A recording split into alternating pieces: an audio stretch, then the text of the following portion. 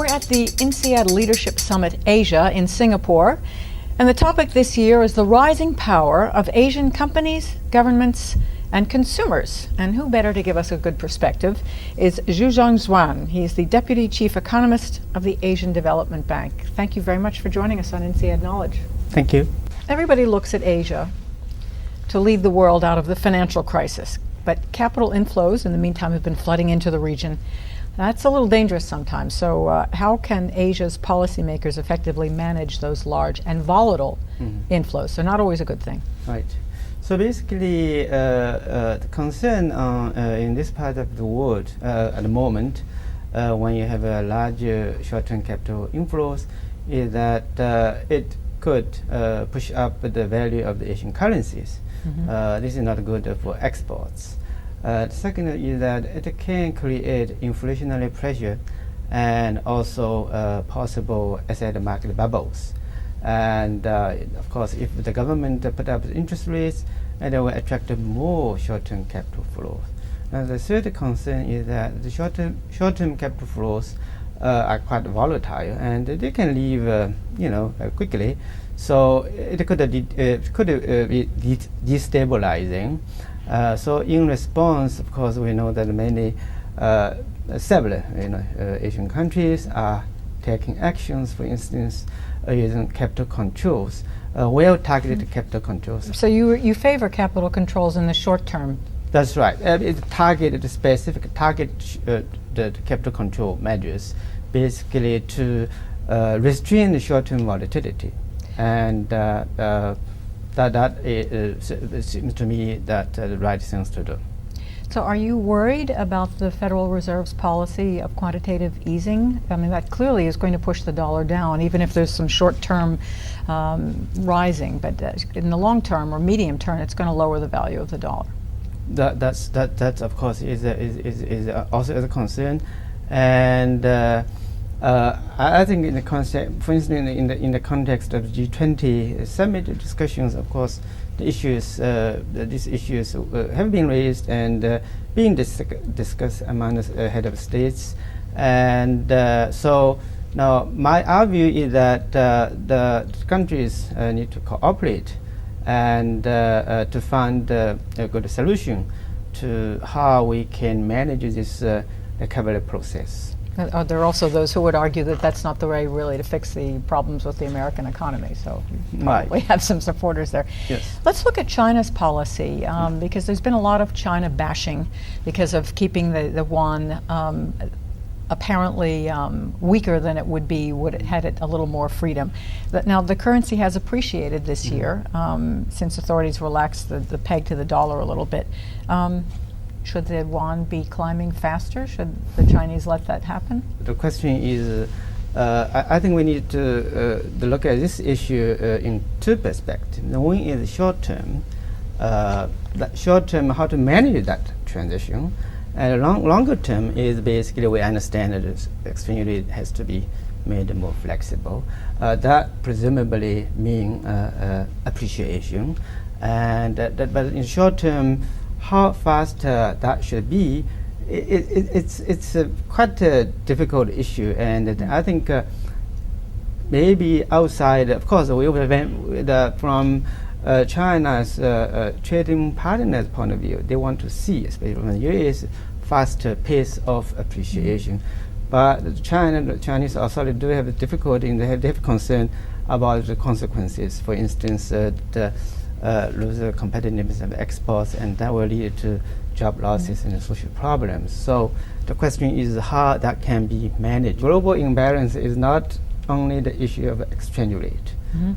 We have to look at a broader issue, and for China, exchange rate appreciation probably in the longer term it should be in horizon, but at the same time, it alone will not solve the problem. It will not solve the problem, the global balance. So what will solve the problem? Because China's imbalance, its surplus, grows exponentially.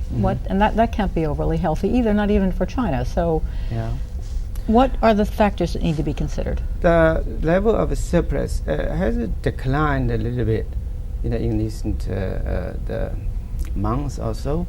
And also looking, the Chinese yuan already appreciated by about 20% since 2005. That's in nominal term, more than 20%.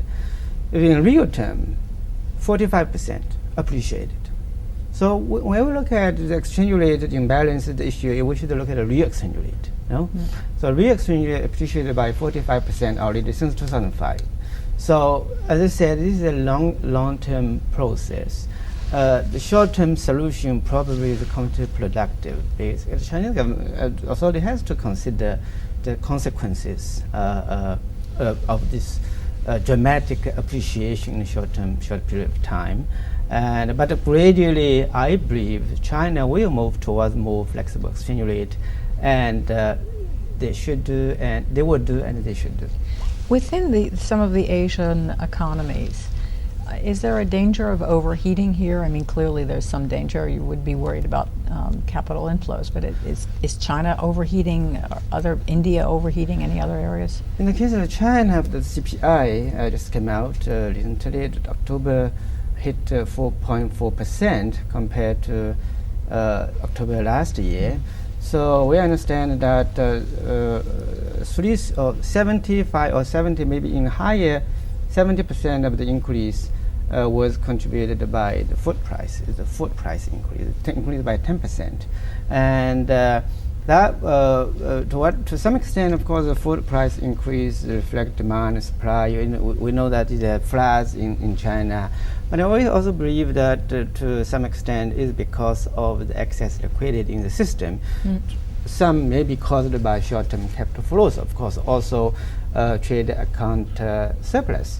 And so that's why I think the central bank done rightly and increase the reserve ratio requirement as well as increase the interest rates. Another part of macroeconomic management has been government stimulus, and there's very, very controversial, not just because of what the Fed is doing, but just in general. Right. Do you think it's worked in avoiding the worst of the global financial crisis, or maybe the worst is yet to come?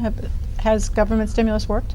Yeah, I think the stimulus in the part of Asia, I think stimulus packages worked very well. We know that Asia, developing Asia, we successfully achieved a V-shaped recovery. GDP growth rate for developing Asia as a whole. Developing Asia excluded Japan. So basically, the Asia excluding Japan. The growth rate was 9.3% in 2007 and 6.3% in 2008 and 5.4% in 2009. And we expect in this year the growth rate will be 8.2%. So that is quite a good path of recovery. We call it V-shaped recovery. And certainly the fiscal stimulus package and measures have played an important role in supporting this recovery. And yeah. Now, what more can you do, can ADB do actually to support developing member countries during the crisis? Because it's not over yet. I mean, we like to think it is, but it's really not. Yeah.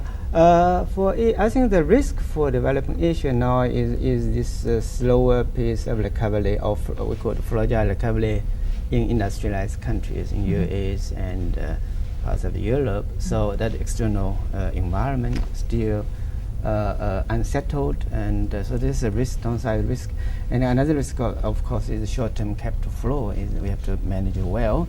And but in terms of ADB, we provide support to our member countries. As of September this year, September 2010, we provide about $8 billion for 39 projects in the region, our member countries.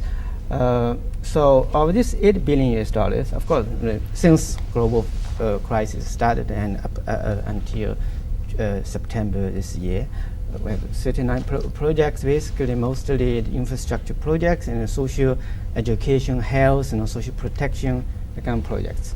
Of this 8 billion, 3 billion US dollar is from so-called counter-cyclical support facility.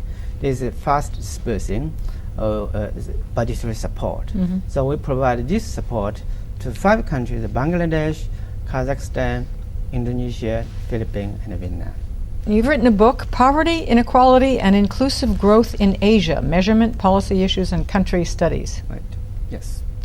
Okay, that just came out in July. That's right. So in this book you argue that rising inequalities in income and access to employment and social services in Asia are casting a shadow over the region's unprecedented economic boom. So on the one hand you have very rich, tall skyscrapers. On the other hand, you still have people who are dirt poor. That's right. All right, so how do you resolve that? The issue is that the benefits from growth has not been as widely shared as we would like to see.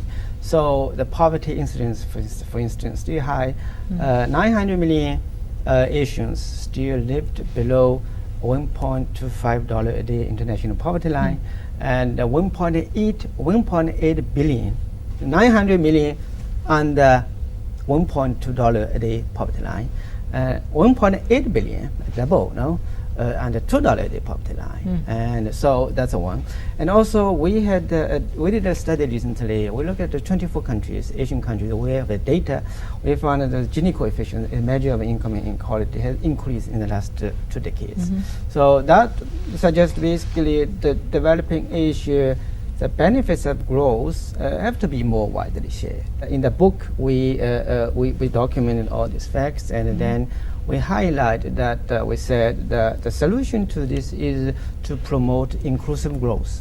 Now, ADB. How do you do that then? That's right, What's your role in this? We said that you first have to keep growth high, efficient, broad-based, so that you can create enough number of jobs. The jobs which are productive, well paid. So without creating, if growth cannot create good jobs, then for a larger population, so cannot be considered as inclusive. Second is that jobs creation not enough. You have to promote social inclusion. That means you need to invest in education, in health services, healthcare. So with other social services, you empower the people, especially those disadvantaged. You give them they improve their capability to participate in growth process, right? And promoting inclusion also require you improve your governance system, institutions to eliminate the social exclusion as I talked about. Thirdly, you need to have effective social safety nets, because there are people because of especially if not increasing globalization and structural transformation, industrial restructuring, people get unemployed temporarily. So you need a social safety net to make sure that those people will not because of that get into poverty, right? To protect them, so that to manage this temporary, or we call it transitory livelihood shock. That you need that. And also you need a social safety net to protect elderly, the children, the disadvantaged. A very ambitious agenda. Thank you very much, Zhuang Juzhong, for being with us on INSEAD Knowledge. Thank you.